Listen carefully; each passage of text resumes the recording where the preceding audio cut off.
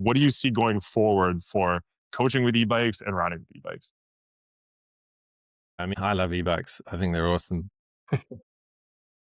I was a little skeptical at first, I think a lot of people were, but something I've really learned over the years is like anytime new stuff comes out, the classic reaction for a lot of people is resistance because they're scared of something new. I don't get why humans keep doing this. We just keep doing it. Like, when are we going to learn? Like, just relax, just be open minded to stuff. Because most of the time when this stuff comes out, it's because somebody passionate somewhere thinks, I can make a better product. And you can be cynical about it and think, well, it's just companies trying to make more money.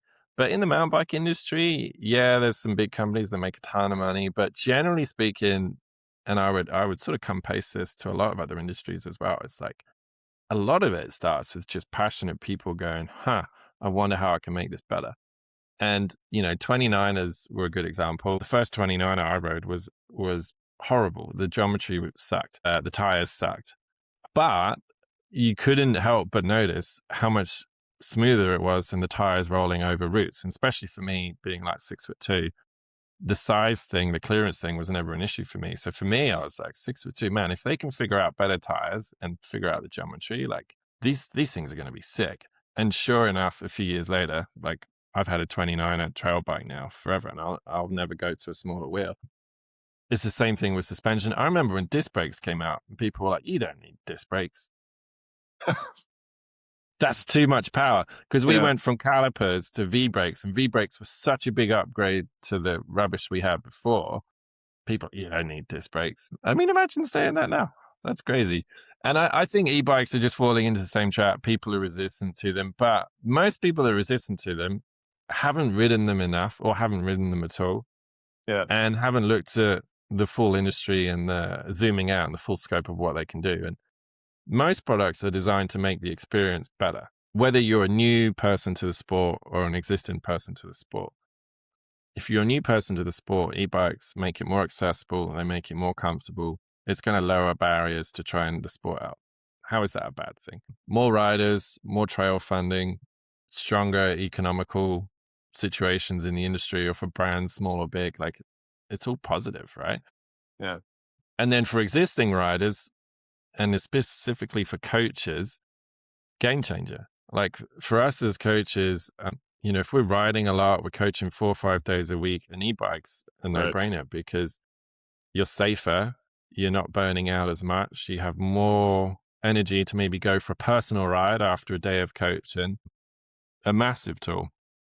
And if you're not sort of using your own physical engine as much, you obviously have more bandwidth mentally and physically for your students. So it's kind of a win-win all around, and you don't lose fitness. Like there's a bunch of studies that have come out that e-bikes are better for cardio training because you get to stay in zone 2 more of the Right. time. And especially where we live, Whistler, Squamish, Pemberton, like you're forced to go into zone 3 a lot of the time. And Yeah. that's great for leg strength, but it's not great for sort of endurance cardio training. So, if you're coaching a lot of the time on the e-bike, you're in zone 2 a lot of the time. You're getting that quality cardio training, and then you've got energy to then go for like a leg burner strength, shred ride after work. So I think there's always misperceptions with new equipment. Always a lot of those kind of get demystified. The fact that they're easier and you're not working hard, I think that's silly. I think anyone riding the bike is going to work as hard as they want. Like I've had different e-bikes over the years, and I still end up coming home as tired as I was from my regular bike. It's not like I go for a ride on my e-bike and then never raise my heart rate. I push myself as much as I probably would on my regular bike. I just end up going 3 times as fast. So Yeah. people have heard You those did kind pull of more. arguments before, but for coaching, I think they're brilliant. And that's partly why I developed the curriculum, our e-bike module with GSMBC, because there's so many coaches starting to coach on them. And if you're not on them, you might have clients on them, or half your clients are on them, half your clients aren't on them. They come in and they're here to stay. So it just made sense to sort of give coaches a bit of that education and give them some tips on how to adapt their lessons for class 1 e-bikes. That's the key thing. It's like there are those different classifications. So we do have to be very clear that really when we talk about mountain bike coaching, it's generally those, pedal assist, no throttle, limited to like 32 kph. It's basically a mountain bike with a bit of a motor on it. It's none of those, eBay throttle kind of stuff. And Yeah. that's where the term e-bike can sort of get misconstrued, or it can ruffle some feathers. But if we just remind ourselves, we're talking about a proper mountain bike with a little bit of a motor on it. It's just pedal assist. Um, Really, it's just the same as a regular mountain Yeah. bike, but you got more And juice in your legs. there's this like non-trivial sort of aha moment unlock with an e-bike where there's amazing trails all like sea to sky is like where you and I are from or live right now. And there's these areas where you would only be able to do like a lap or two because they are fairly steep and it is a lot of climbing. Mm. But as soon as you have an e-bike, then it's you're doubling or tripling the number of laps that you can do, and that's a Yeah. crazy unlock. Well, and not just that, but like there's a trail in Whistler that I would ride maybe once a year or twice a year. It's a pretty big climb. And I didn't always have the time or the fitness to enjoy the climb. It's the sort of climb I could do any day, but it's the sort of climb that, like, unless you're in shape, it's just a bit of a suffer fest. Um, but then when you do it on the e-bike, it's still a tiring climb.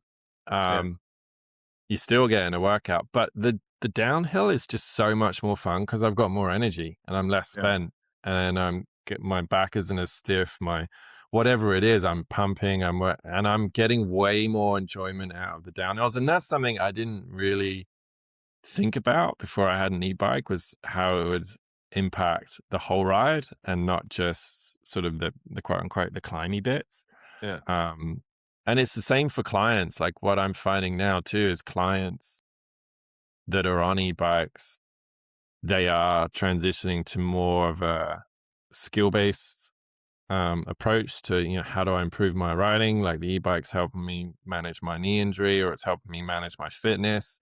And now I've got some bandwidth, some energy to ride downhill more of the time, or am riding downhill more of the time because I'm doing 3 laps instead of 1 lap, and I've got more energy on the downhill. So it's kind of cool how it's impacting things in that way. And I also think they're really impacting the social makeup of rides. Like I've been on a few rides myself where I know I wouldn't have gone on that ride if I didn't have the e-bike, because yeah, they're way fitter than me. And either I would feel that sort of perceived pressure that sometimes we're silly and we think, well, I don't want people to wait for me, even though most of the time that's not actually reality. Just to remind any listeners out there, don't worry about that. Just go on a group ride.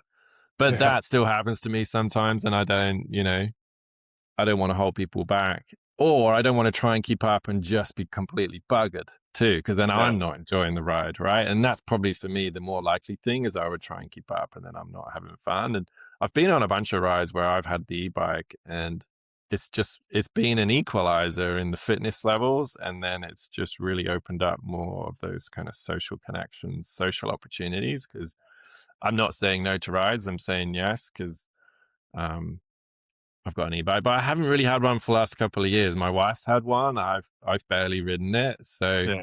I've had a couple of years now where I've maybe ridden an e-bike a handful of times in the last couple of years. Do you think we're 10 years out from every single bike basically, or like everyone in a ride group being like, "Oh, you don't have a battery in your bike? You're crazy." Yeah. I would say, like, never say never.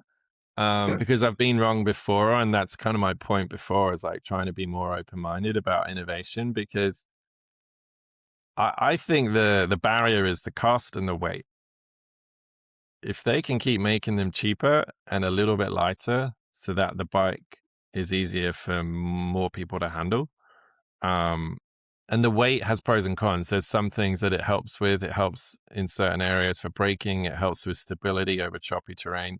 E-bikes handle better in some ways, but then they're more challenging in other ways, especially if you like getting the tires off the ground. Yeah, Um, Without a jump, they can be better to jump, but sometimes if you want a bunny hop or lift a rear wheel or manual, I like the manual.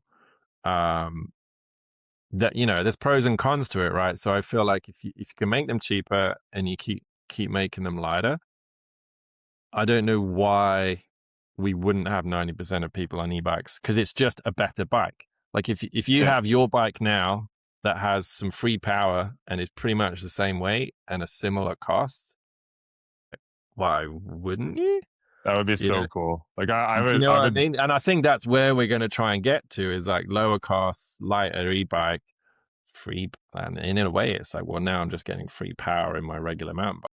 yeah, essentially something that's indistinguishable from a mountain bike these days, and then the ability to just kind of switch on the battery and just, that's basically every bike that goes out there. Yeah. If it's And 3 pounds heavier and gives you a bit of juice for the climbs and it's kind of a similar price, like I'd be surprised if not 90% or more riders didn't have